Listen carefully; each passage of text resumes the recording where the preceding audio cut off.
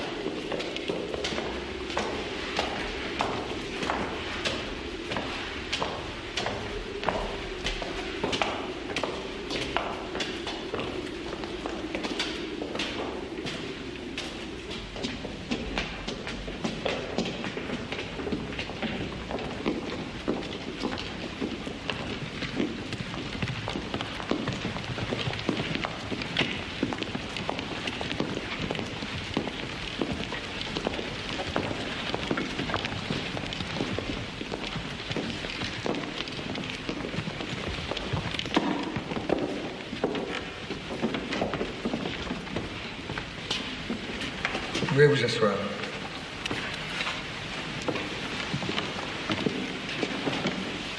Comparaissez devant nous Armand Martial Joseph Hermann, président du tribunal criminel révolutionnaire, établi à Paris par la loi du 10 mars 1793. Nous sommes assistés par Nicolas Joseph Fabricius, greffier du tribunal, et en présence d'Antoine Quentin Fouquier-Tinville, accusateur public. Nous allons, conformément à la loi du 5 avril 1793, procéder à votre interrogatoire. Veuillez énoncer vos noms, profession, âge, nationalité, demeure.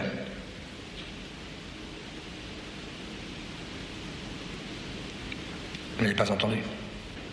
Je m'appelais Marie-Antoinette Lorraine d'Autriche. J'ai 38 ans. Je suis veuve du roi de France. Où habitiez-vous quand on vous a arrêté, Antoinette? Je n'ai pas été arrêtée. Depuis que vous êtes emprisonné au Temple, n'avez-vous pas été informé exactement des affaires politiques? Et n'avez-vous pas entretenu des relations, des correspondances avec les ennemis de la République par l'entremise ou la facilité des personnes qui étaient de service auprès de vous? Monsieur, depuis 14 mois que je suis enfermée, Je n'ai eu aucune correspondance, ni connaissance des affaires politiques. Je n'ai eu aucune nouvelle et je vous demande comment j'aurais pu en avoir, puisque depuis le commencement d'octobre, on a ôté de chez moi les plumes, l'encre, le papier et les crayons.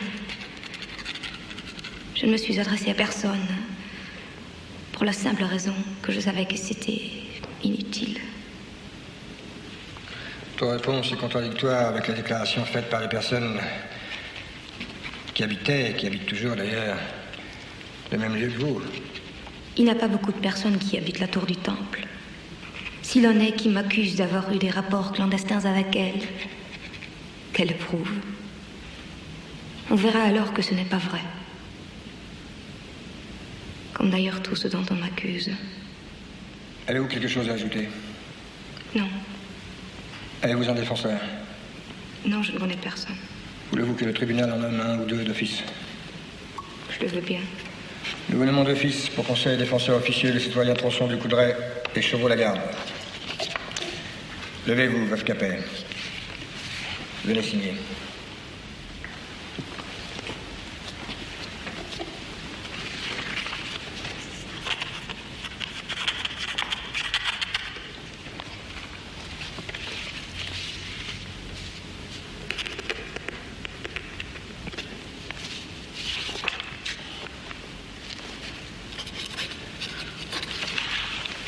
Quand serai-je jugé?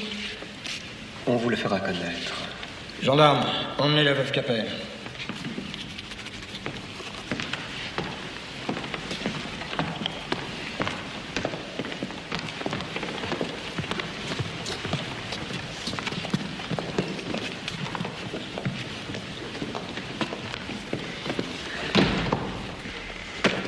Il n'y a rien dans ce dossier-là à faire, pas me péter dans les mains. Je crois que j'ai une idée. C'est donc là ce qu'il me reproche, monsieur Chevaux-Lagarde. Oui, madame. C'est à toi ou à moi? À toi. 7 et 2. Ça donne 5 et 7. Vous me permettez? 3 et 2. 4 et 3. 6 et 1. 7, 2. Voilà la chance. 2 as.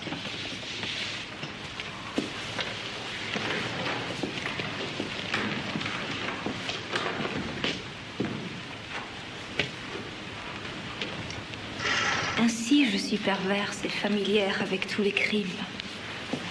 C'est le langage d'aujourd'hui, madame. Les injures ne me font plus rien maintenant. Selon vous, quelles sont les accusations qui risquent de faire le plus d'impression sur les jurés? Monsieur Chevaux-Lagarde, 5 et 4. c'est ma vie qui est en péril. 3. Il est évident, madame, que le reproche qui vous est fait d'avoir fait parvenir aux puissances étrangères les plans de campagne qui étaient convenus dans le Conseil est une accusation très grave. 4 et 3.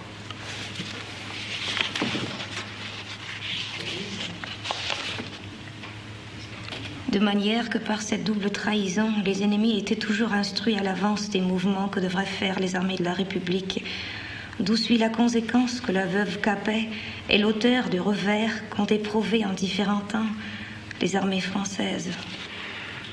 Croyez-vous, madame, qu'il soit possible de prouver cette accusation?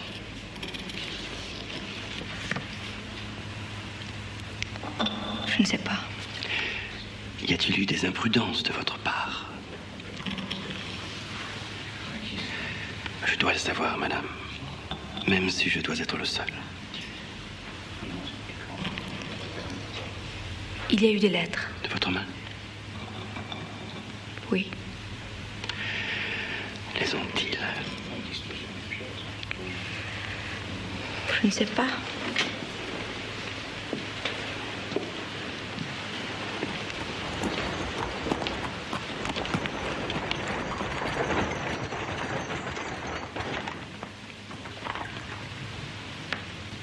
Ne vous a-t-on pas communiqué les pièces du procès? Madame, on l'a fait. Les documents remplissent une salle entière. Ce sont les pièces qui ont servi pour le procès du roi. Je ne puis même pas songer à m'y plonger. Il serait au-delà des forces humaines de prendre connaissance de ces pièces d'ici demain matin. Parce que c'est demain matin. Oui.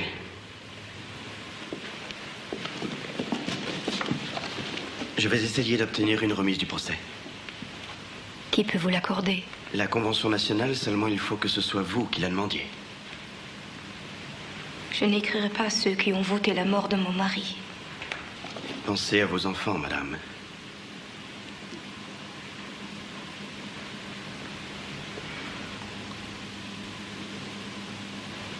Que dois-je faire, monsieur Joulaga?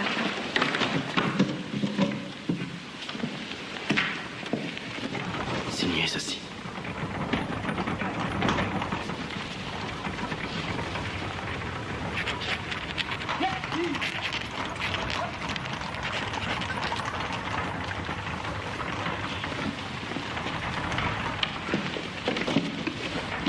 Tout dépend de l'accusateur public. Ce Fouquier-Tinville ne me paraît pas un mauvais homme.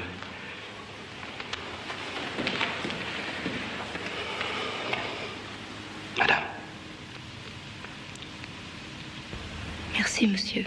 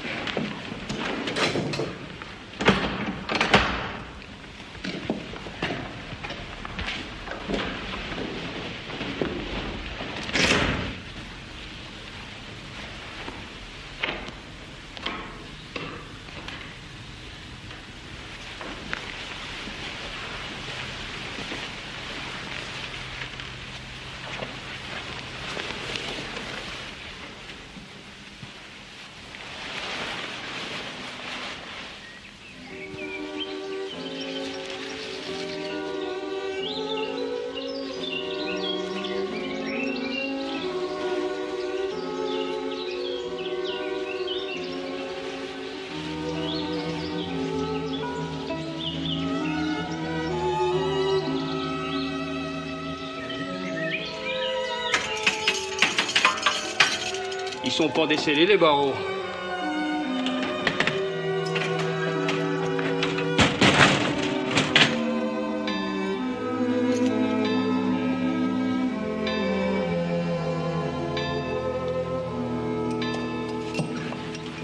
Bonjour.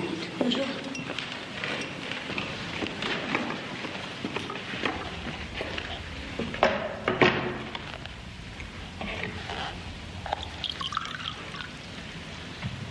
C'est toujours votre route, fille d'Avray. Merci, Rosalie.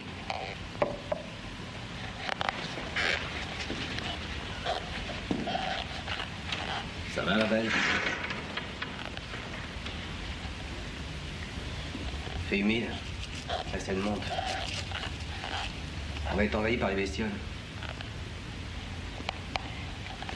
Bah tiens, en voilà un. Attends, ça. Attends, je l'ai. Prends ta baguette. Vas-y, pique-le. Coince-le, mais tiens-le. Mais tiens-le. Mais encore. Là. Ah, sale bête.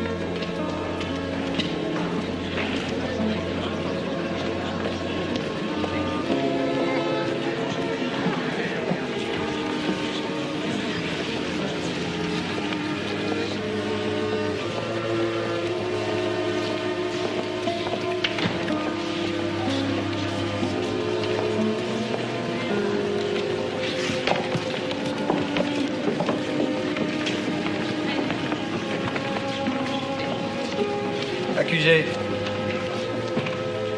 Asseyez-vous.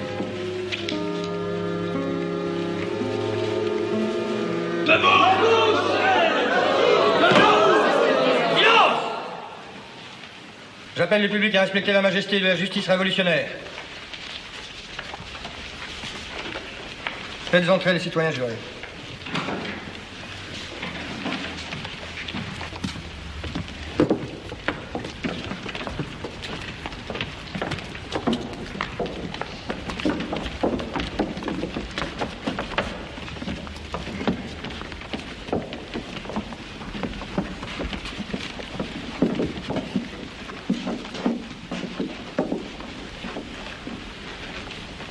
Greffier, donnez lecture de l'acte d'accusation. Antoine Quentin Fouquier-Tinville, accusateur public près le tribunal criminel révolutionnaire établi à Paris, expose que, suivant un décret du 1er août dernier, Marie-Antoinette, veuve de Louis Capet, a été traduite au tribunal révolutionnaire comme prévenue d'avoir conspiré contre la France. Que par un autre décret de la Convention du 3 octobre, il a été décrété que le tribunal s'occuperait sans délai et sans interruption du jugement. Que l'accusateur public a reçu les pièces concernant la veuve Capet les 19 et 20 du présent mois de la 2e décade, vulgairement dit 11 et 12 octobre du présent mois. Qu'il a été aussitôt procédé par l'un des juges du tribunal à l'interrogatoire de la veuve Capet. Qu'examen fait de toutes les pièces transmises par l'accusateur public. Il en résulte qu'à l'instar des Messalines, Brunehaut, Frédégonde et Médicis, que l'on qualifiait autrefois de reines de France, et dont les noms, à jamais odieux, ne s'effaceront plus des fastes de l'histoire. Marie-Antoinette, veuve de Louis Capet, a été depuis son séjour en France le fléau et la sangsue des Français. Silence! Non contente de concert avec les frères de Louis Capet et l'infâme et exécrable Calonne, alors ministre des Finances, d'avoir dilapidé d'une manière effroyable les finances de la France, fruit des sueurs du peuple, pour satisfaire des plaisirs désordonnés. Troisièmement, d'avoir, par ses intrigues et manœuvres et celles de ses agents, tramé des conspirations et des complots contre la sûreté intérieure et extérieure de la France, et d'avoir à cet effet allumé la guerre civile dans les divers points de la République et armé les citoyens les uns contre les autres, et d'avoir par ce moyen fait couler le sang d'un nombre incalculable de citoyens. En conséquence, l'accusateur public requiert qu'il lui soit donné acte par le tribunal assemblé de la présente accusation, qu'il soit ordonné qu'à sa diligence et par un huissier du tribunal porteur de l'ordonnance à intervenir, Marie-Antoinette, se qualifiant de Lorraine d'Autriche, veuve de Louis Capet, actuellement détenue dans la maison d'arrêt dite de la conciergerie du palais, sera écrouée sur les registres de la dite maison pour y rester comme en maison de justice. Fait au cabinet de l'accusateur public le 1er jour de la 3e décade du 1er mois de l'an second de la République française une et indivisible. Voilà ce dont on vous accuse, veuve Capet. Prêtez une oreille attentive. Vous allez entendre les charges qui vont être portées contre vous. Faites entrer le premier témoin.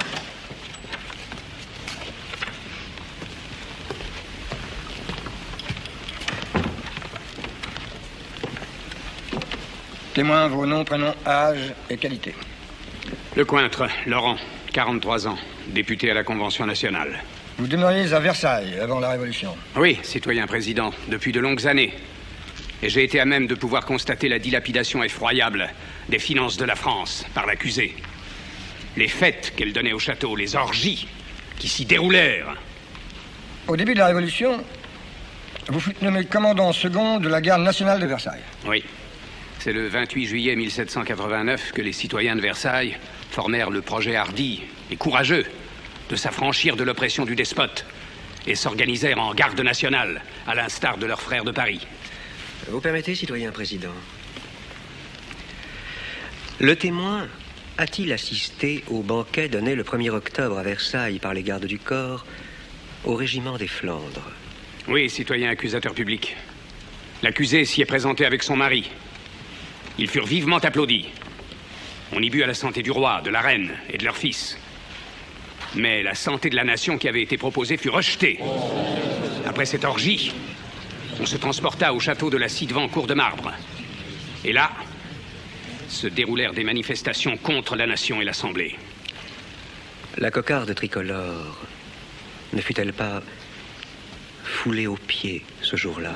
Cet outrage d'une rare violence eut lieu le 3 octobre, lors du second banquet donné par les gardes. Silence! Je vous remercie.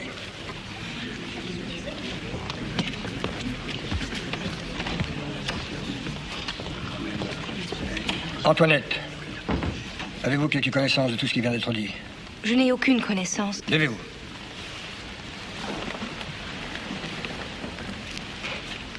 Poursuivez. Je n'ai aucune connaissance de la majeure partie des faits dont parle le témoin. Étiez-vous présente lorsqu'il fut proposé de boire à la santé de la nation? Je ne le crois pas. Je n'ai pas assisté au second banquet. Il est cependant notoire qu'à cette époque, vous avez visité vous-même les 3 corps armés qui se trouvaient à Versailles pour les engager à défendre ce que vous appeliez les prérogatives du trône. Je n'ai rien à répondre. Avant le 14 juillet 1789, ne tenez-vous pas des conciliabules nocturnes où assistait la Polignac? La Polignac, votre amie. Je n'ai jamais assisté à aucun conciliabule. Lorsque le 23 juin 1789, votre mari a déclaré nuls les arrêtés du tiers-état et quand il a menacé les députés pour les engager à délibérer dorénavant par ordre séparé, chacun sait que c'est dans votre appartement que furent établis les articles de son discours. C'est dans le conseil que cette affaire a été résolue. Mais votre mari ne vous a-t-il pas lu le discours une demi-heure avant d'entrer dans la salle des représentants du peuple? Et ne l'avez-vous point engagé à le prononcer avec fermeté? Mon mari avait beaucoup de confiance en moi. Et c'est cela qu'il avait engagé à m'en faire la lecture. Mais je ne me suis permis aucune observation. Quelles furent ce jour-là les délibérations prises pour faire entourer les représentants du peuple de baïonnettes? Pour en faire assassiner la moitié, enfin, s'il avait été possible. Je n'ai jamais entendu parler de pareilles choses. À la veille de la prise de la Bastille par le peuple, vous n'ignorez pas qu'il y avait des troupes au Champ de Mars? Ne saviez-vous pas quelle était la cause de leur rassemblement? Oui, je sais qu'il y en avait. Mais j'ignore encore quel en était le motif. Allons donc. C'était pour leur tirer dessus. Vous venez de dire que vous aviez la confiance du roi. Vous ne pouviez donc ignorer quelle en était la cause. C'était pour rétablir la tranquillité publique. Et à cette époque, tout le monde était tranquille. Il n'y avait qu'un seul cri, celui de la liberté.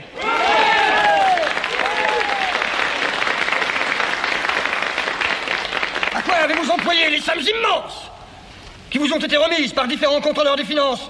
On ne m'a jamais remis de sommes importantes. Celles que l'on m'a remises ont été par mois employées pour payer des gens qui m'étaient attachés. Pourquoi la famille Polignac et aussi plusieurs autres ont-elles été par vous gorgées d'or? Elles avaient des places à la cour qui leur procuraient des richesses. Oui. Asseyez-vous.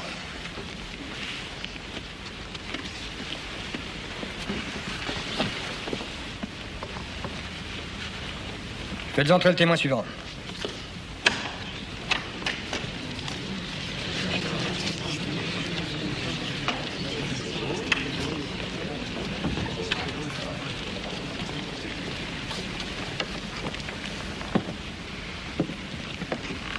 Charles-Louis d'Estaing. Vous avez commandé les escadres françaises. J'ai été vice-amiral et j'ai été également gouverneur de la Touraine. Tout en ne quittant pas Versailles. En tout cas pour ce poste. C'était alors l'usage. Je précise encore avoir été commandant de la garde nationale de Versailles après la prise de la Bastille. Connaissiez-vous l'accusée? Oui, depuis qu'elle est arrivée en France. Je vous avouerai que j'ai eu à me plaindre d'elle. Mais je n'en dirai pas moins la vérité. Est-il à votre connaissance que Louis Capet et sa famille devaient s'enfuir de Versailles le 5 octobre 1789, lorsque le peuple de Paris, qui mourrait de faim, est venu réclamer au roi des subsistances? Non, non, citoyen juge. Avez-vous connaissance que pour préparer cette fuite, les chevaux aient été mis et ôtés plusieurs fois de la voiture du roi? Oui, suivant les conseils que recevait la cour. Mais j'observe que la garde nationale n'aurait point souffert ce départ. Étiez-vous au château ce jour-là? Oui. Y avez-vous vu l'accusé? Oui. Qu'avez-vous entendu au château? J'ai entendu des conseillers de la cour dire à l'accusée que le peuple de Paris allait arriver pour la massacrer et qu'il fallait qu'elle partît. Ce à quoi elle a répondu avec un grand caractère: si les Parisiens viennent ici pour m'assassiner, c'est au pied de mon mari que je serai. Mais je ne fuirai pas. Que pouvez-vous dire à ce propos, Antoinette? Cela est exact. On voulait m'engager à partir seule, parce que, disait-on, il n'y avait que moi qui courais des dangers. C'est alors que je fis la réponse dont parlent les témoins. Étiez-vous le 5 octobre en votre qualité de commandant général à la tête de la garde nationale? J'étais à la municipalité. N'était-ce pas pour obtenir l'ordre d'accompagner Louis Capet dans sa retraite? Non, lorsque j'ai vu le roi décider à souscrire aux vœux de la garde nationale parisienne, et que l'accusée s'était même présentée sur le balcon de l'appartement du roi avec son fils, pour annoncer au peuple qu'elle allait partir avec le roi et sa famille pour venir à Paris, j'ai demandé à la municipalité la permission de l'accompagner. Accusé, qu'avez-vous à dire sur ce point? Il est vrai. J'ai paru au balcon de la cour de marbre pour annoncer au peuple qui avait envahi le château que j'étais prête à partir pour Paris, avec le roi et nos enfants. Je vous remercie. Je le sais. Et comment le savez-vous, Reine Emilio? Puisque j'étais fille domestique au château de Versailles. Donc, vous avez reçu des confidences d'un favori de la ci-devant-cour. En 1788, je me trouvais de service au grand commun. Un jour, je pris sur moi de demander au ci-devant comte de Coigny, que je voyais de bonne humeur, est-ce que l'empereur d'Autriche continuera toujours à faire la guerre aux Turcs? Oui, qu'il m'a répondu. Alors j'ai dit, cela ruinera la France par le grand nombre de fonds que la reine envoie à son frère et qui en ce moment doivent au moins se monter à 200 millions. Alors le ci-devant comte de Coigny m'a dit, tu ne te trompes pas, oui, il en coûte déjà plus de 200 millions et nous ne sommes pas au bout. Je pense que les citoyens jurés seront édifiés. Témoin, je vous remercie.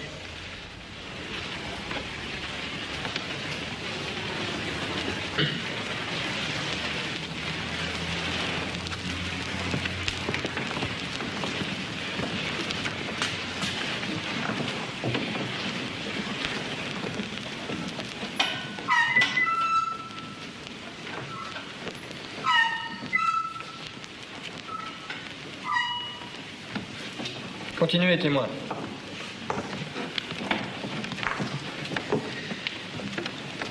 Je suis entré dans l'appartement de l'accusé aux Tuileries le 10 août de l'année dernière, alors que le peuple s'apprêtait à envahir le château, et juste après le départ de la famille royale pour l'Assemblée, où elle allait chercher refuge. J'ai trouvé dans la pièce, et particulièrement sous le lit, un nombre impressionnant de bouteilles, les unes pleines, les autres vides. L'accusé a donc donné à boire aux officiers suisses et aux chevaliers du poignard qui remplissaient le château pour assassiner les patriotes. Qu'avez-vous à dire, Antoinette? J'étais sortie du château. J'ignore ce qui s'est passé. Vous niez donc avoir fait boire les Suisses? Moi, les faire boire. Où avez-vous passé la nuit du 9 au 10 août? Je l'ai passé avec ma belle-sœur Elisabeth et je ne me suis point couchée. Pourquoi ne vous êtes-vous point couché? Parce que, à minuit, nous avons entendu le tocsin sonner de toutes parts et que l'on nous a annoncé que nous allions être attaqués. N'est-ce pas chez vous que se sont rassemblés les ci-devant nobles et les officiers suisses qui étaient au château? N'est-ce point là que l'on a décidé de faire feu sur le peuple? J'y ai vu beaucoup de monde. N'avez-vous pas eu un entretien avec Daffry, le commandant des Suisses? Entretien dans lequel vous lui avez demandé si l'on pouvait compter sur les Suisses pour faire feu sur le peuple. Sur la réponse négative qu'il vous fit, n'avez-vous pas employé tour à tour les cajoleries, puis la menace? Je ne crois pas avoir vu Daffry ce jour-là. Vous niez donc que vous lui ayez fait des menaces? Je le nie. Daffry, après l'affaire du 10 août 92, fut arrêté et traduit devant le tribunal le 17 du même mois. Là, il ne fut relâché que parce qu'il prouva que, n'ayant point voulu participer à ce qui se tramait au château, vous l'aviez menacé, ce qui l'avait contraint de s'en éloigner. Faites entrer le témoin suivant.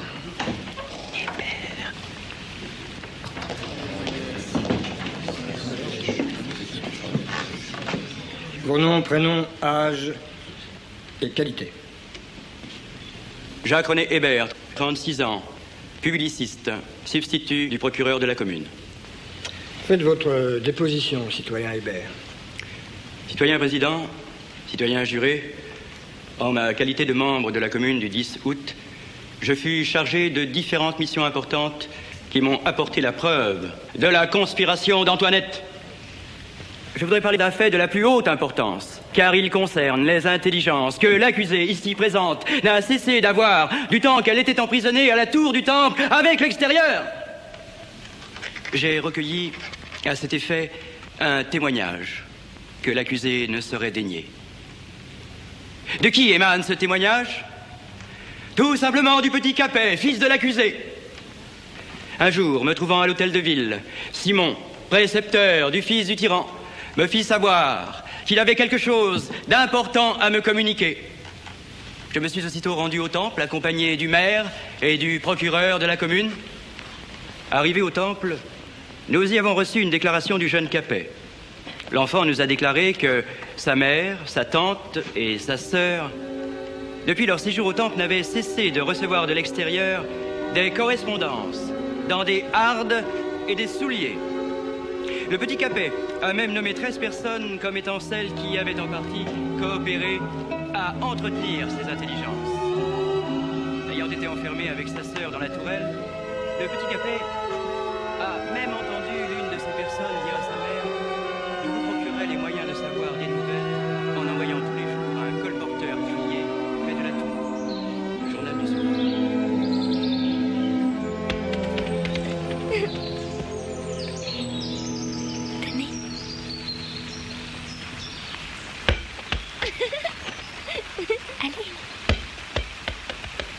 Je n'ai pas fini, citoyen président.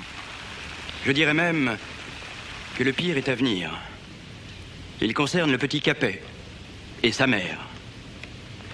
Au cours de cette même visite, le citoyen Simon nous a informé que le petit Capet, dont la constitution physique dépérissait chaque jour, fut surpris par lui dans des pollutions indécentes et funestes pour son tempérament. Simon, ayant demandé à cet enfant qui lui avait appris ce manège criminel, il a répondu que c'était à sa mère et à sa tante qu'il était redevable de la connaissance de cette habitude funeste. Nous avons interrogé le petit Capet. Il l'a confirmé devant nous. De la déclaration que le fils de l'accusé a faite en présence du maire de Paris et du procureur de la commune, il résulte que ces deux femmes le faisaient souvent coucher entre elles deux, que là, il se commettait des traits de la débauche la plus effrénée.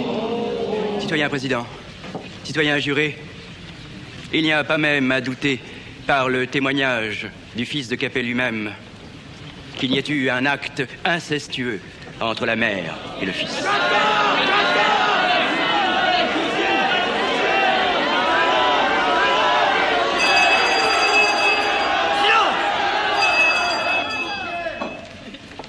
Citoyen juré, la déposition du jeune Capet a été dûment recueillie. Elle figure dans un document signé de sa main et contresigné par les membres de la commune de Paris, parmi lesquels se trouvait le peintre David. Pouvons-nous voir ce document?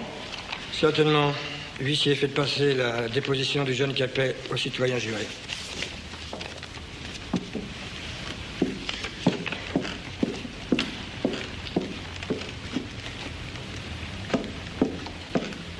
Votre déposition est-elle achevée, citoyen Hébert? Je voudrais dire encore, citoyen président, à propos de cette criminelle jouissance apprise par l'accusé à son fils, que celle-ci n'était assurément point dictée par le plaisir, mais bien par l'espoir politique d'énerver le physique de cet enfant, sur lequel on voulait, par cette manœuvre, s'assurer le droit de régner alors sur son moral. Veuve Capet, qu'avez-vous à répondre à la déposition du témoin? Je n'ai aucune connaissance des faits dont parle le citoyen Hébert. Citoyen président. Citoyen juré. Citoyen président, je vous invite à faire observer à l'accusée qu'elle n'a pas répondu sur le fait dont a parlé le citoyen Hébert. Je veux dire en égard de ce qui s'est passé entre elle et son fils. Antoinette, Vous avez entendu la demande du juré? Si je n'ai pas répondu, c'est que la nature se refuse à une pareille inculpation faite à une mère. Et j'en appelle à toutes celles qui peuvent se trouver ici.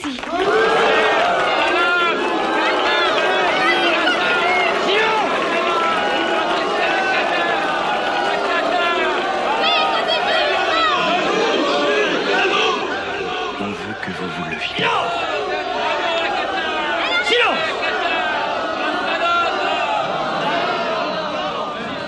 Le peuple sera-t-il bientôt là de mes fatigues?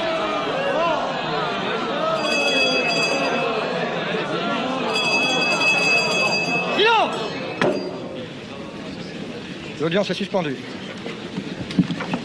On est accusé.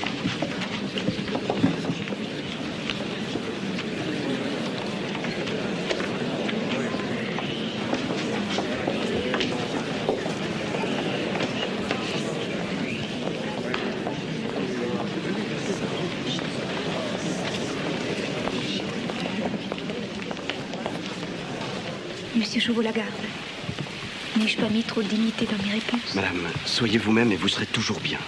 C'est que j'ai entendu une femme du peuple dire à sa voisine: vois-tu comme elle est fière?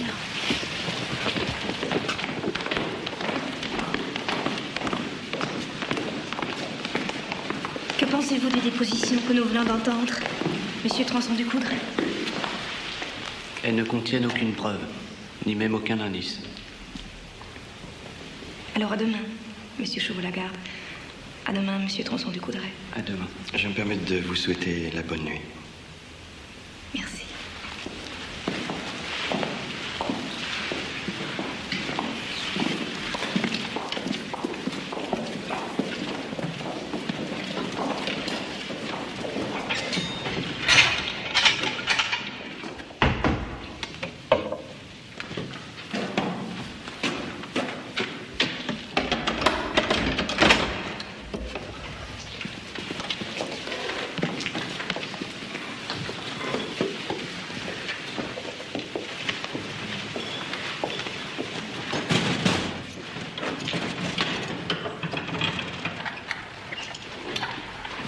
Ils ne sont pas décédés.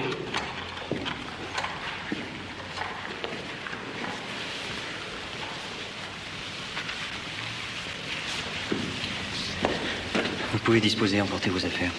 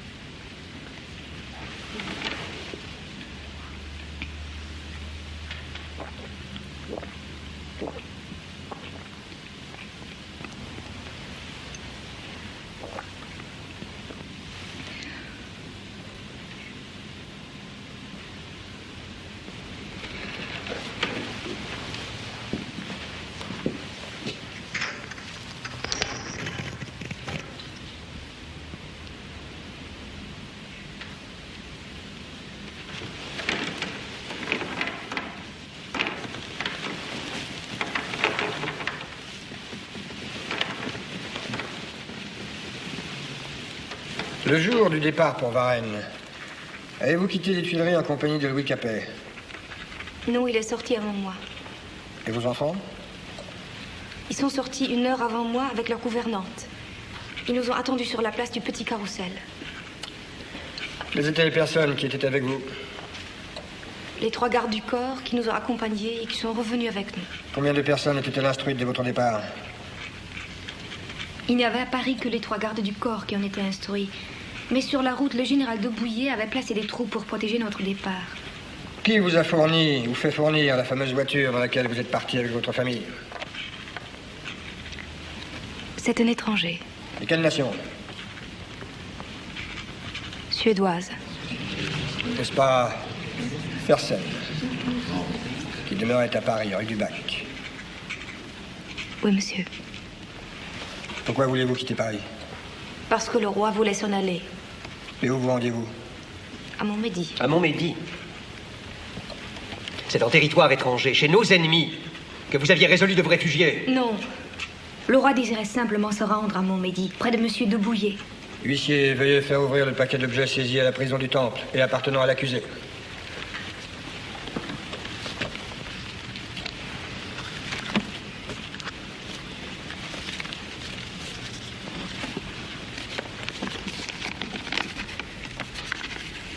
Un paquet de cheveux, de diverses couleurs. Qu'est-ce que ces cheveux, Antoinette? Ils viennent de mes enfants. De mes enfants dont 2 sont morts et 2 sont vivants. Et aussi de mon époux. Un autre paquet de cheveux. Ils viennent des mêmes personnes. Un papier sur lequel sont des chiffres. C'est une table pour apprendre à compter à mon fils. Un petit portefeuille garni de ciseaux, aiguilles, soie et fil.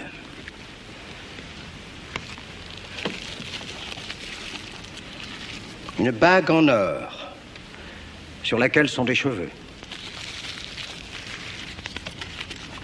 Un portrait de femme. De qui est ce portrait? Madame de Lamballe.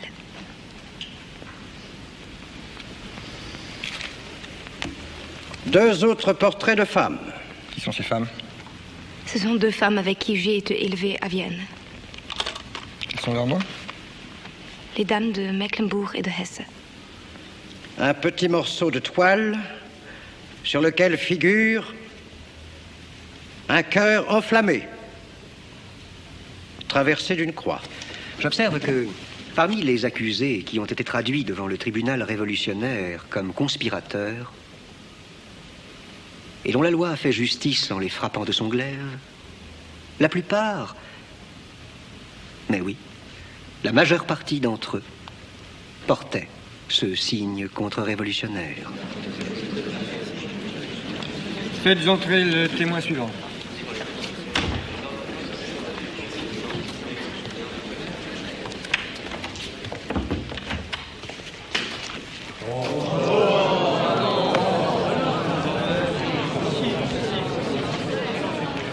Vos noms, prénoms, âge et qualité.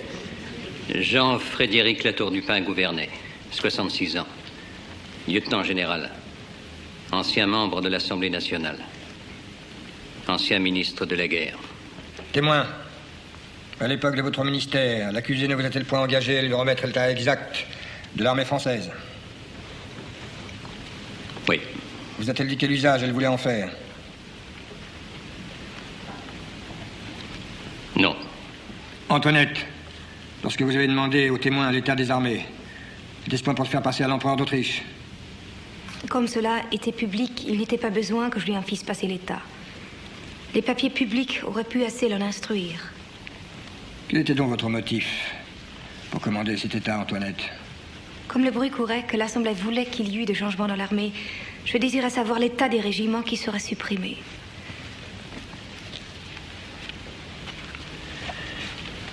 Avez-vous connaissance que déjà le 5 octobre 1789, la famille royale devait abandonner la nation pour se rendre à Rambouillet, puis de là à Metz, Je sais que ce jour-là, la question a été posée devant le Conseil, si le roi partirait ou non.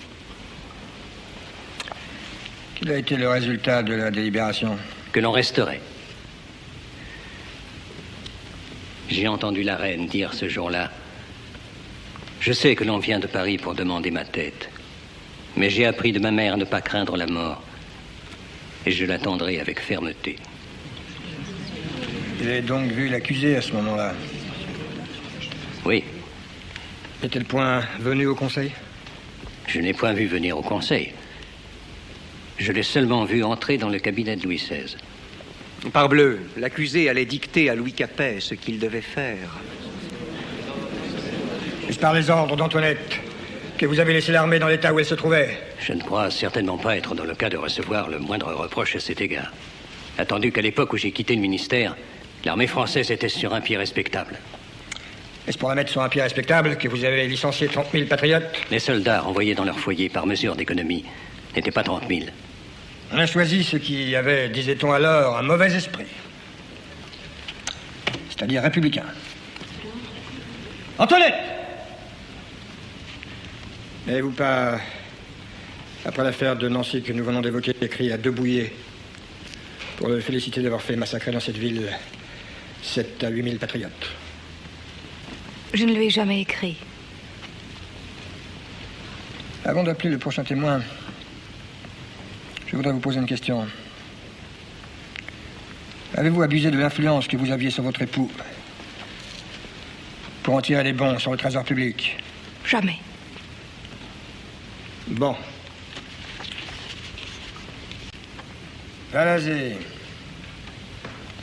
Je rappelle que vous avez été arrêté sur l'ordre de la Convention nationale. J'attends cependant de vous la vérité entière. Dans les papiers qui sont passés entre vos mains lors du procès de Capet, avez-vous remarqué qu'il y avait quelques rapports avec l'accusé? Oui.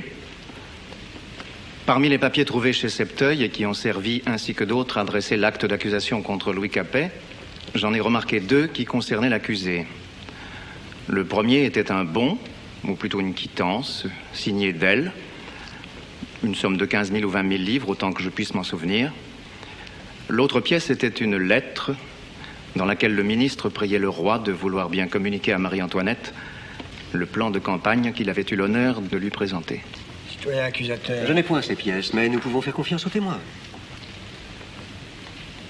Savez-vous ce que ces pièces sont devenues?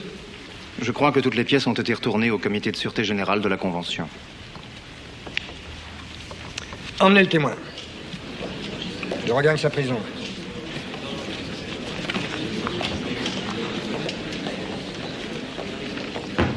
Qu'avez-vous à répondre sur les faits qui viennent d'être énoncés, Antoinette? Je ne connais ni le bon, ni la lettre dont il parle. Il paraît prouvé, cependant, nonobstant les dénégations que vous faites, que par votre influence, vous faisiez faire aussi devant le roi, votre époux, tout ce que vous désiriez. Il y a loin entre conseiller de faire une chose et la faire exécuter.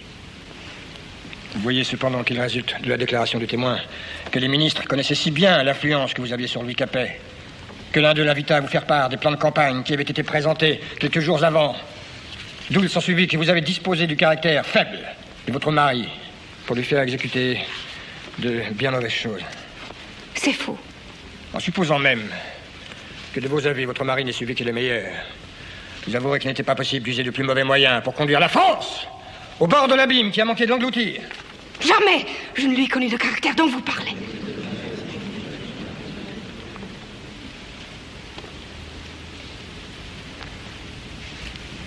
En tant que maire de Paris, citoyen Bailly, n'avez-vous pas reçu les ordres d'Antoinette pour l'exécution du massacre des meilleurs patriotes?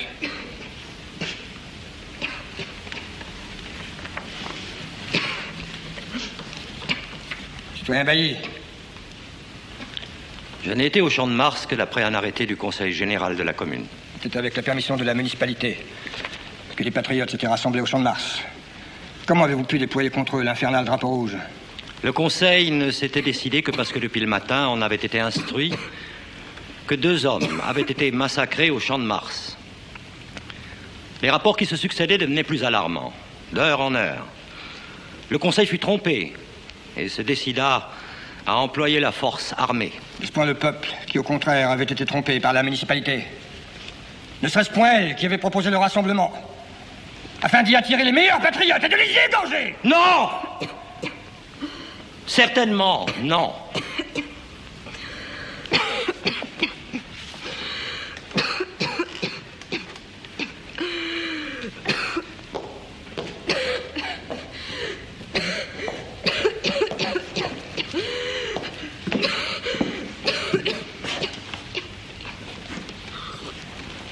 En avez-vous terminé, lieutenant de Bune?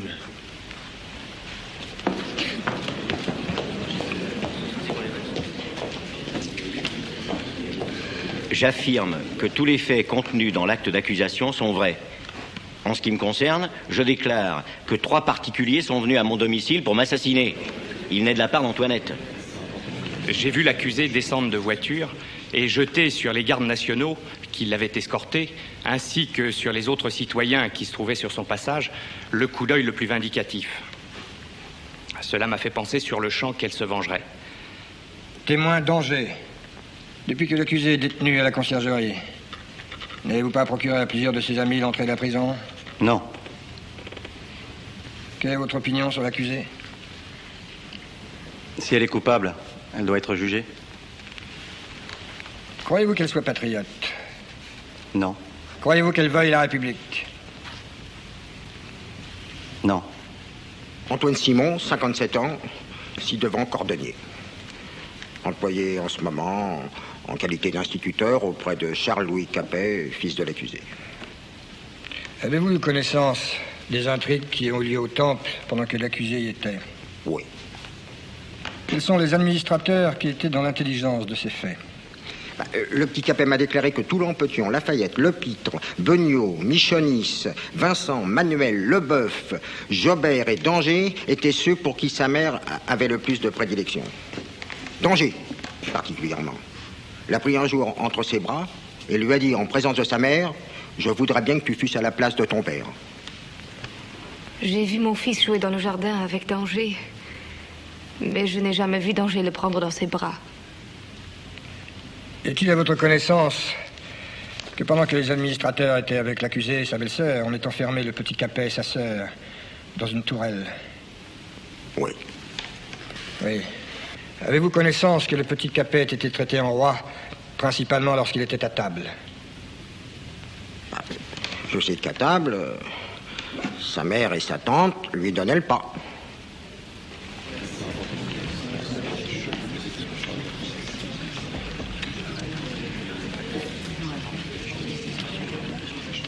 Accusé, nous venons d'entendre le dernier témoin. Il apparaît que vous n'avez pas répondu sur un certain nombre de points. Je vous rappelle que vous devez la vérité à la justice de la République, même si vous n'êtes pas favorable à celle-ci. Lors de votre mariage avec Louis Capet, n'avez-vous pas conçu le projet de réunir la Lorraine et l'Autriche? Non. Vous en portez le nom? Parce qu'il faut porter le nom de son pays. Ne vous êtes-vous pas occupé de sonder l'esprit des départements, districts, municipalités? Non.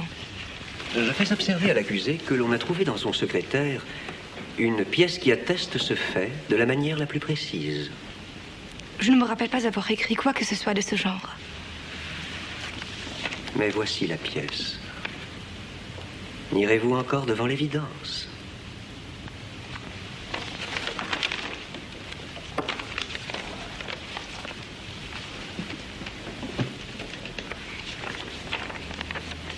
N'était-ce pas vous qui faisiez nommer les ministres aux places civiles aussi bien que militaires? Non. N'aviez-vous pas une liste des personnes que vous désiriez placer? Non. N'avez-vous pas forcé les différents ministres à accepter pour les places vacantes les personnes que vous leur désignez? Non. N'avez-vous pas forcé les différents ministres des Finances de vous délivrer des fonds? Et comme quelques-uns d'entre eux s'y sont refusés, ne les avez-vous pas menacés de toute votre indignation?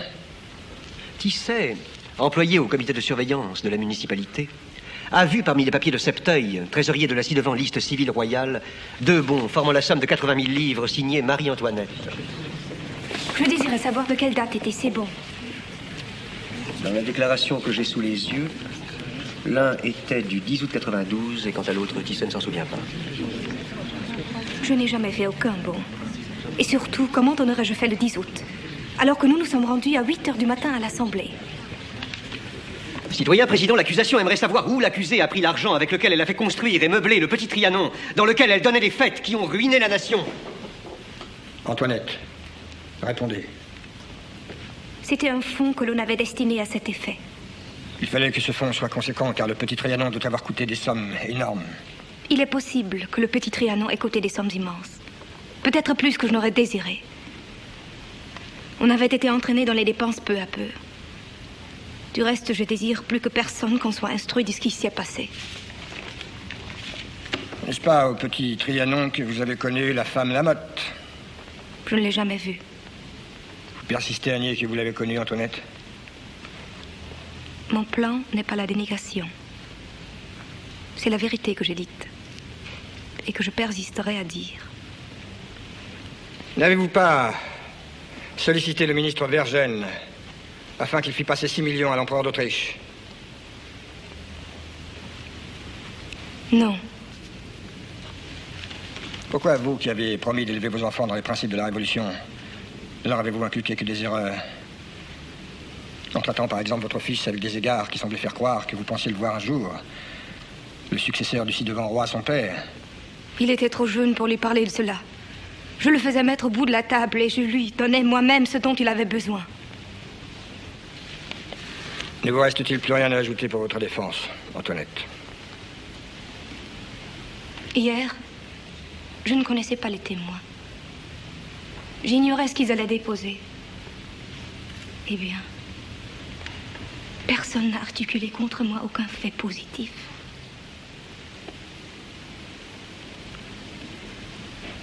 Je finis en observant que je n'étais que la femme de Louis XVI et qu'il fallait bien que je me conformasse à ses volontés.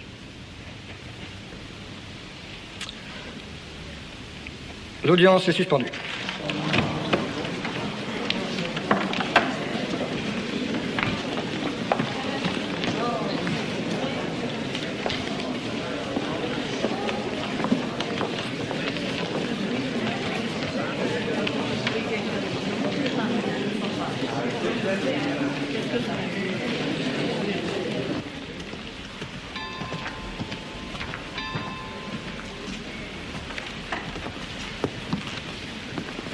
Vous n'avez rien pris depuis ce matin? Non. J'ai fait demander pour vous un bouillon.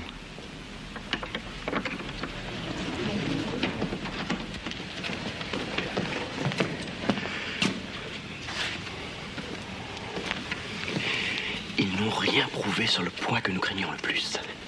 Ils en ont parlé. Mais ils n'ont pas les lettres.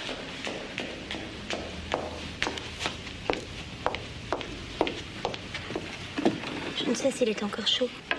La cuisine est si loin.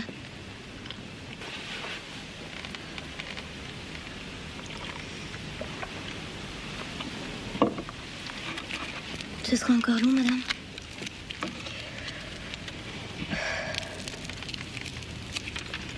Puis-je faire quelque chose pour vous?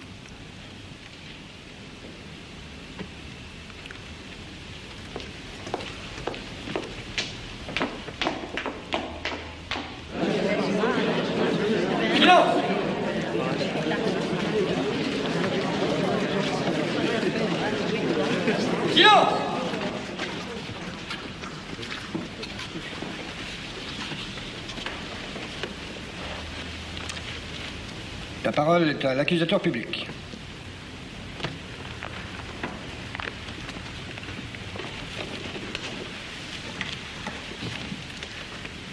Citoyen juré,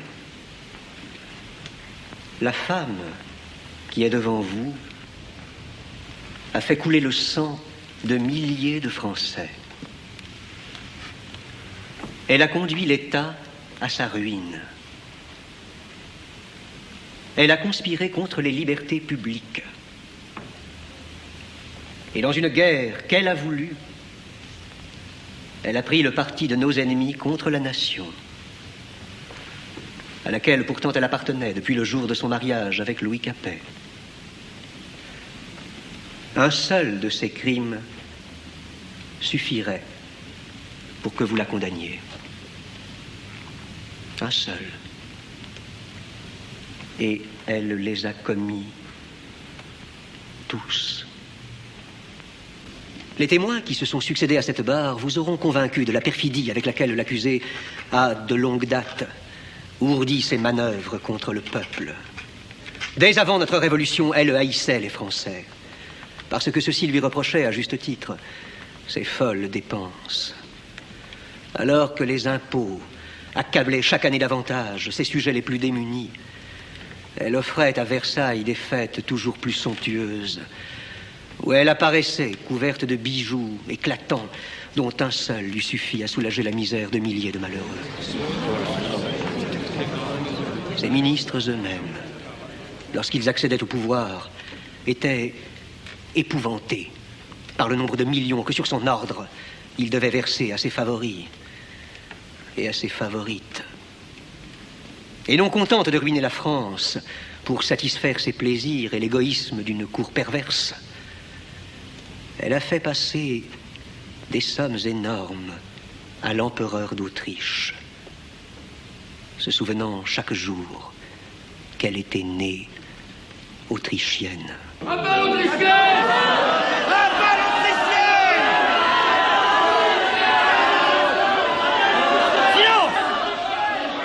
Si un cri semblable est encore proféré, je ferai sur le champ expulser l'assistance. Poursuivez, citoyen accusateur public. Dès les premiers jours de la convocation des États généraux, quand elle a compris que les représentants du peuple récusaient la monarchie absolue, elle est entrée en guerre contre la volonté solennellement déclarée de 25 millions de Français. Alors, citoyen juré, l'accusée ici présente s'est mise à imposer à Louis Capet, époux faible et docile, ses propres volontés. Elle a nommé et déplacé les ministres, les officiers généraux, les fonctionnaires publics. Toutes ces volontés, les témoins l'ont démontré, étaient dictées par l'Autriche. Les Français en étaient si conscients que, spontanément, ils n'ont plus cessé de désigner la ci-devant reine de France, autrement que par ce sobriquet révélateur, l'Autrichienne. En vérité, citoyen juré, ce que l'on vous a fait entendre n'était que bas commérage. Ragots de cuisine, de coulisses, de club, ou encore de la chambre du Conseil du Temple. Lorsque, d'aventure, on a proféré devant vous des accusations précises, elles n'étaient que de seconde ou de troisième main. On vous a parlé d'orgies versaillaises. Mais ceux qui les ont évoquées n'y ont pas même assisté. Et les détails qu'ils donnent par leur grossière inexactitude démontrent qu'il s'agit d'inventions pures et simples. On vous a dit que la reine avait ordonné de faire tirer sur le peuple. Mais ceux qui l'affirment sont contredits par ceux qui le mettent en cause. On vous a dénoncé jusqu'à la satiété l'influence de l'accusé sur son mari. Mais ceux qui le font n'ont jamais vécu dans l'intimité de la famille royale.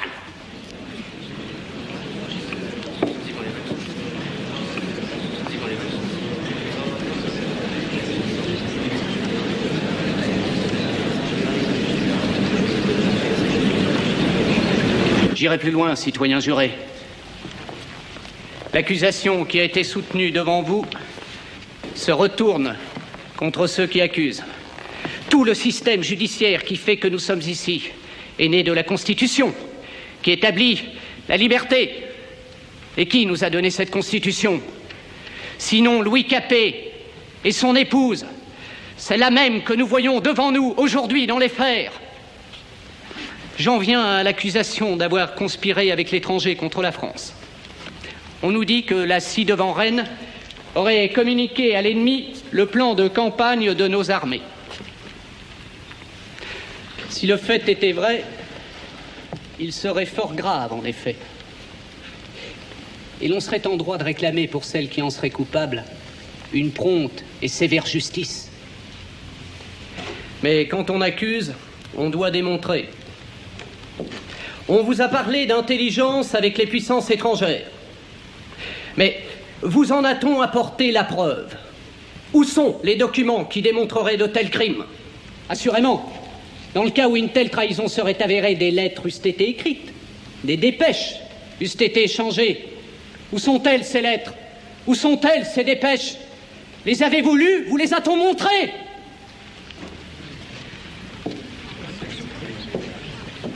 La défense a-t-elle terminé? Oui, citoyen président. Les paroles qui viennent d'être prononcées dans cette enceinte représentent tout un véritable outrage à la République. Je requiers l'arrestation immédiate des citoyens Chauveau-Lagarde et Tronçon du Coudray.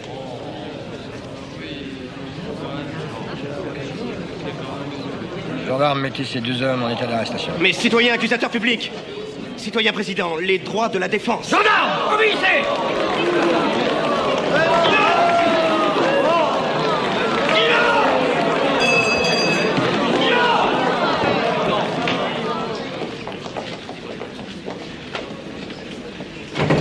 Cette affaire, citoyen juré, n'est pas de celle où un seul fait, un seul délit est soumis à votre conscience et à votre lumière. Vous avez à juger toute la vie politique de l'accusé, depuis qu'il est venu s'asseoir à côté du dernier roi des Français. Aujourd'hui, c'est le peuple français qui accuse Antoinette. Tous les événements politiques qui ont eu lieu depuis 5 années déposent contre elle. Citoyen juré, 4 questions vont vous être posées. 1. Est-il constant qu'il existait des manœuvres et intelligences avec les puissances étrangères et autres ennemis extérieurs de la République? Les dites manœuvres et intelligences tendant à leur fournir des secours en argent, à leur donner l'entrée du territoire français et à y faciliter les progrès de leurs armes. 2. Marie-Antoinette d'Autriche, veuve de Louis Capet, est-elle convaincue d'avoir coopéré aux manœuvres et d'avoir entretenu ses intelligences? 3. Est-il constant qu'il existait un complot et une conspiration tendant à allumer la guerre civile dans l'intérieur de la République? 4.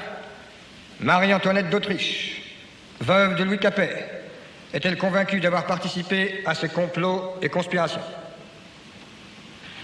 J'invite le jury à se retirer dans la salle qui a été réservée pour leur délibération. Quelle heure est-il?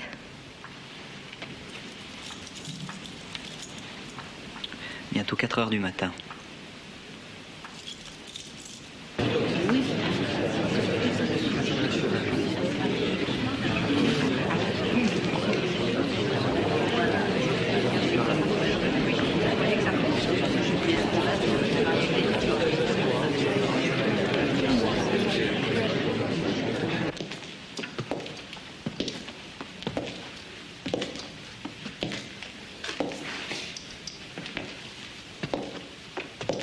Je rappelle au public que la loi défend tout signe d'approbation et qu'une personne, de quelque crime qu'elle soit couverte, une fois atteinte par la loi, n'appartient plus qu'au malheur et à l'humanité.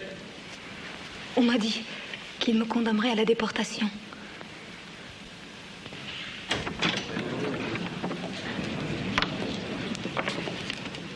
Antoinette, veuillez me suivre.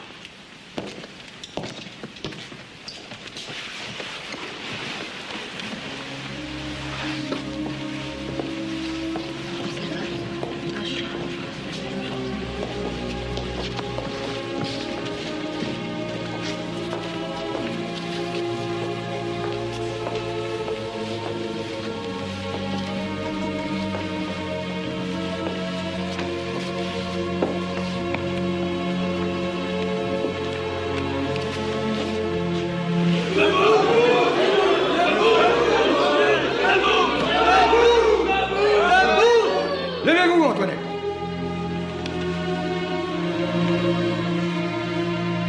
Antoinette, voilà quelle est la déclaration du jury. Aux 4 questions qui lui ont été posées, le jury a répondu oui. La parole est à l'accusateur public.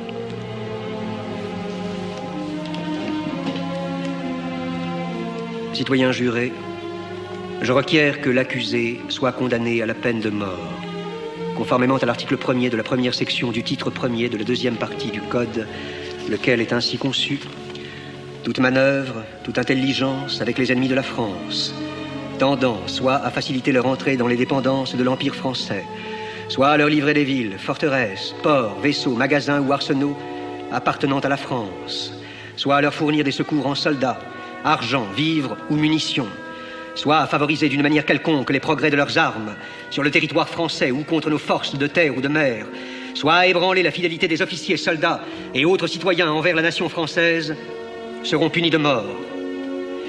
Je m'en rapporterai encore à l'article 2 de la première section du titre premier de la deuxième partie du Code, lequel est ainsi conçu: toute conspiration et tout complot tendant à troubler l'État par une guerre civile, en armant les citoyens les uns contre les autres ou contre l'exercice de l'autorité légitime, seront punis de mort. Accusé, avez-vous quelques réclamations à faire sur l'application des lois invoquées par l'accusateur public?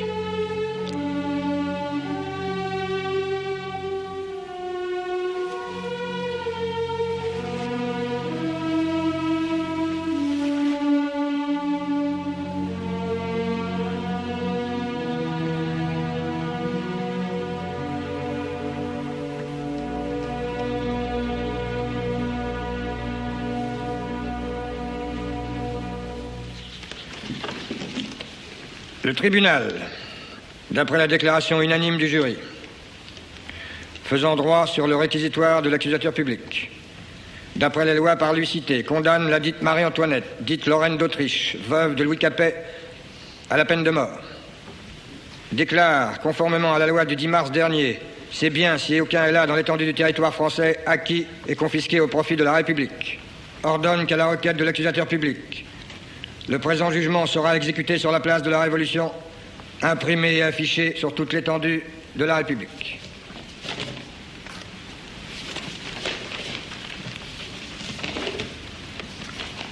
Emmenez les condamnés.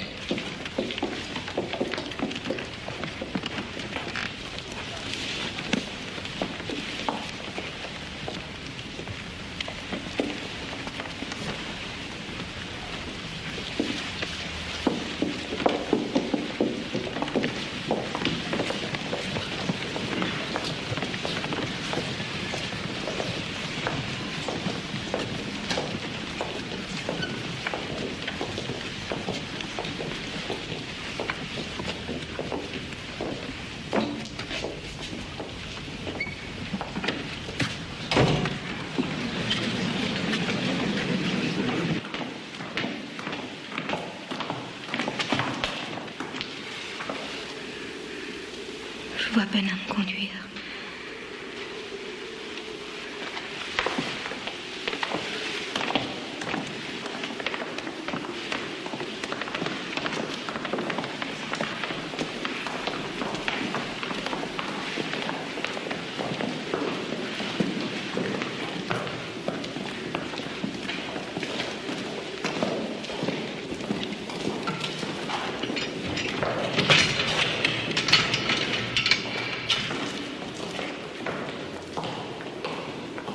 Großer Gott, ich bitte dich von ganzem Herzen um Verzeihung. Ich danke dir für das wunderschöne Leben, das ich hatte. Für meine Familie, meinen Mann und meine Kinder. Dass immer bei ihnen noch so glücklich. Ich weiß, dass du da bist. Und ich möchte, dass du bei mir bleibst. Bis zum letzten Moment.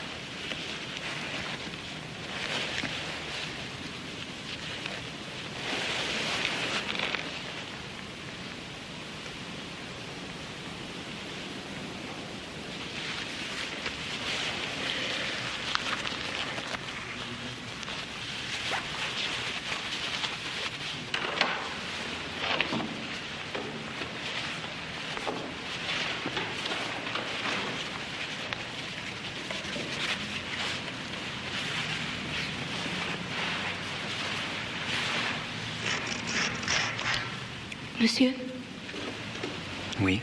puis-je avoir du papier, de l'encre et une plume, s'il vous plaît? Et si possible, une bougie de plus.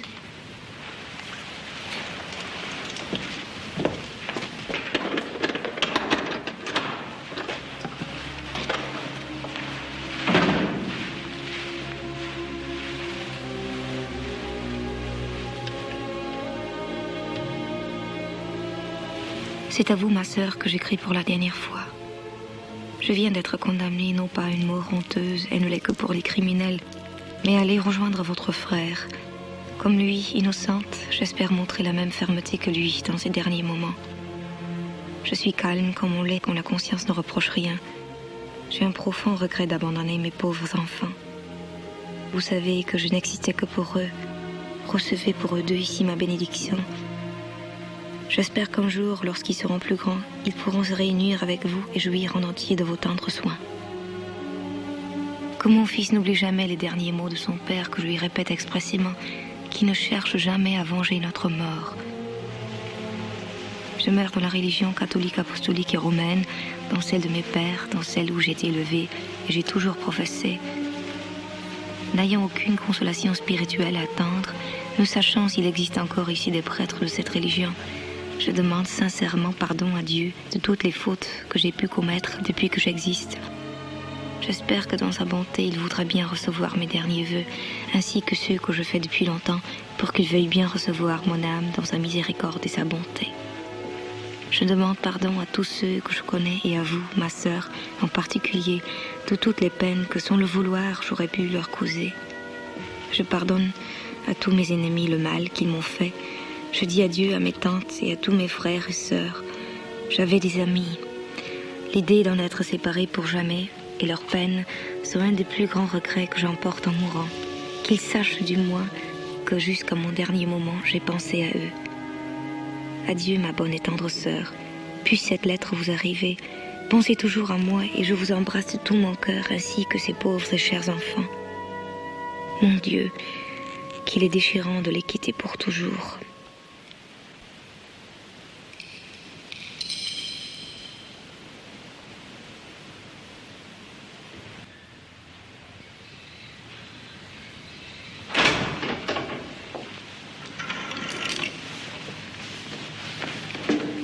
Il est 8 heures, madame. Déjà.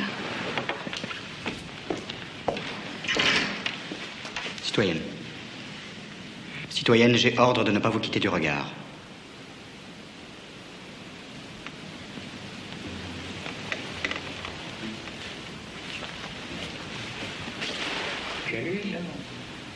Vous allez. C'est en blanc que je veux mourir. Passez-moi, s'il vous plaît, le déshabillé que je mets habituellement le matin.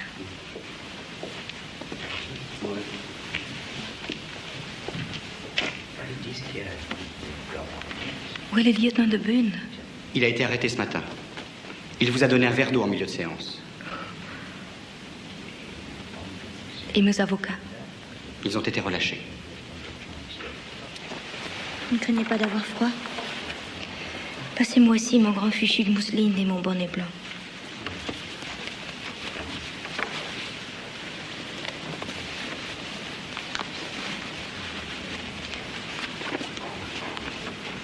Au nom de l'honnêteté, monsieur, permettez que je change de linge sans témoin. Je ne saurais consentir. Mes ordres portent que je dois avoir l'œil sur tous vos mouvements.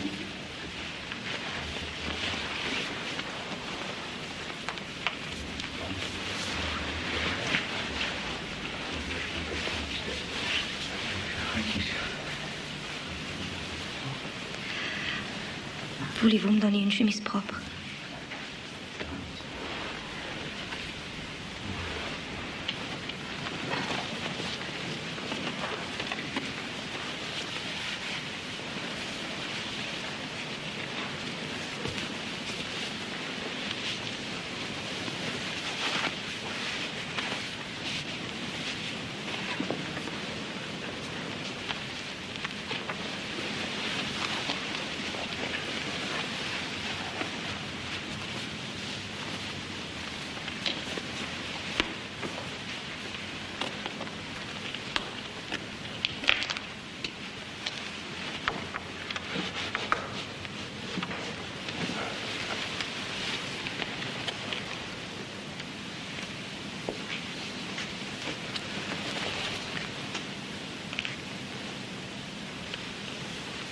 Je n'ai plus besoin de vous, Rosalie.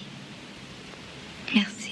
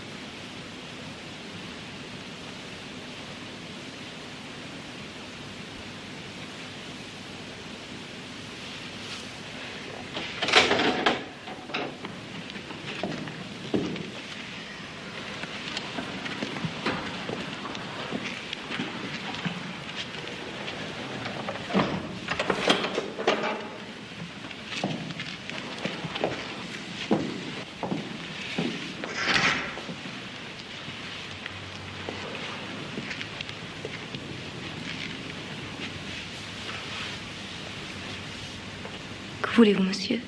Je suis prêtre, citoyenne. Le tribunal m'autorise à vous offrir les services de mon ministère. Je n'ai rien demandé.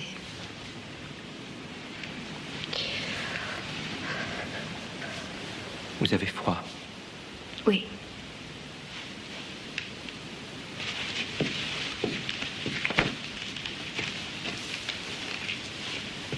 Si vous le placiez sur vos genoux.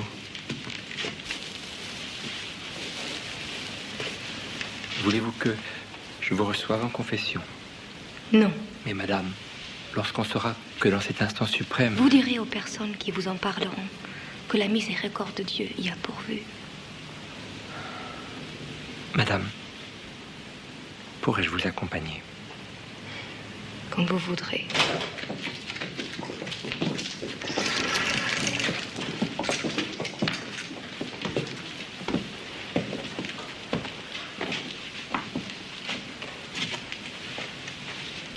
Soyez attentive, Antoinette, on va vous lire votre sentence. Cette lecture est inutile. Cette sentence, je ne la connais que trop. N'importe. Il faut qu'elle vous soit lue une seconde fois.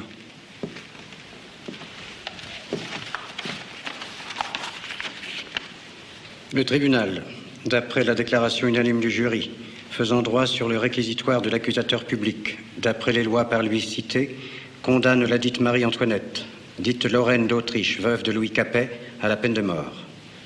Déclare conformément à la loi du 10 mars dernier, ces biens, si aucun est là dans l'étendue du territoire français, acquis et confisqués au profit de la République.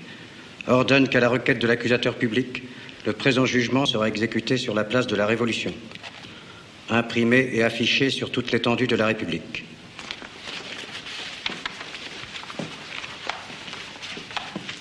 Levez-vous, s'il vous plaît.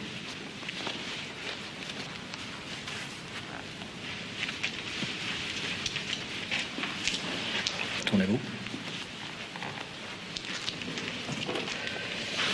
Présentez vos mains.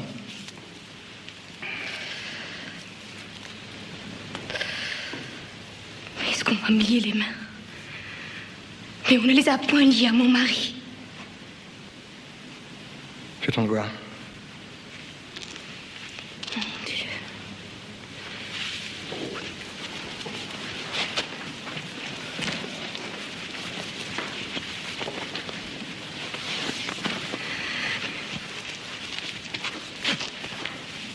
Asseyez-vous.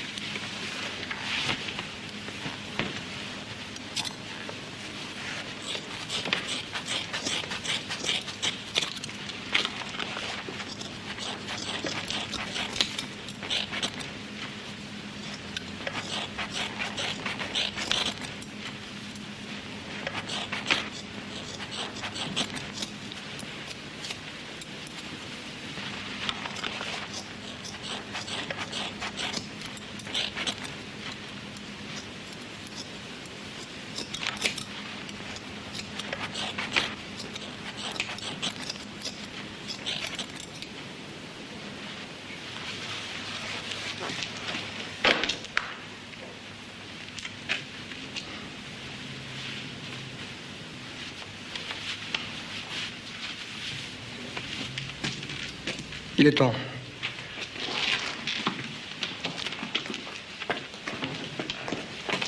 Comment mène les hardes de la prisonnière à l'hôpital de la Salpêtrière?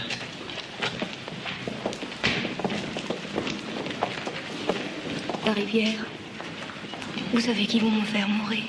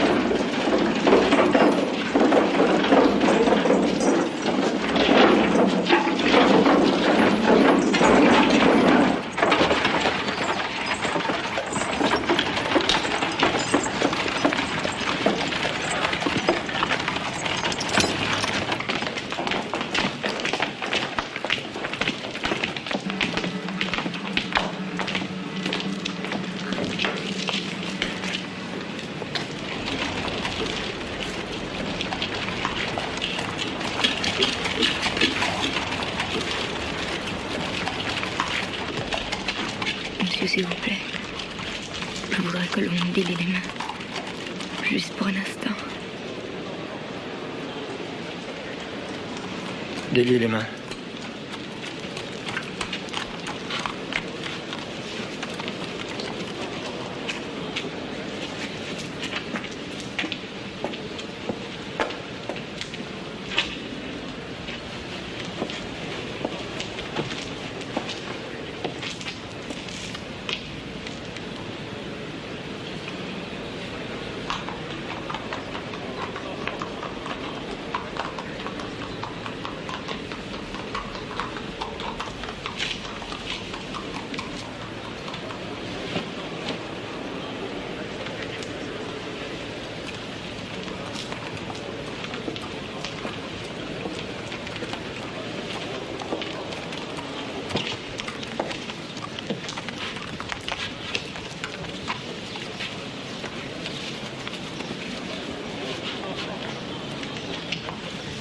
Allez.